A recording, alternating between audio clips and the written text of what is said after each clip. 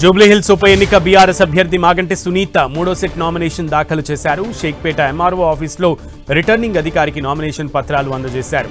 సునీత వెంట మాజీ మంత్రి సబితా ఇంద్రారెడ్డి, సుధీర్ రెడ్డి, అలాగే వివేకానంద ఉన్నారు.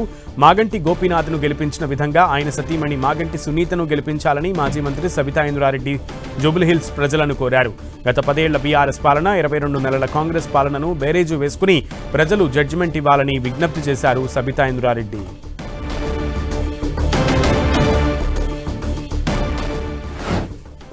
గోపీనాథ్ గారిని ఏ విధంగా గెలిపించినారో అదే విధంగా భారీ మెజారిటీతో బీఆర్ఎస్ పార్టీ తరఫున సునీత గారిని గెలిపించమని అందరూ కూడా మనస్ఫూర్తిగా కోరుతా ఉన్నారు.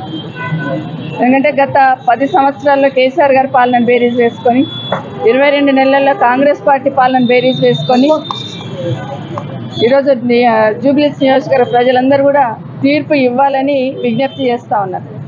ఎందుకంటే 22 నెలల్లో ఈ కాంగ్రెస్ పాలన ఎంత అస్తవ్యస్తంగా ఉంది, రాష్ట్రం ఏ విధంగా భ్రష్టు పెట్టిపోయింది, హైదరాబాద్ బ్రాండ్ ఇమేజ్ ఏ విధంగా తగ్గిపోయింది అనేది జూబ్లీహిల్స్ ప్రజలందరూ కూడా ఆలోచించాలని కోరుతా ఉన్నారు.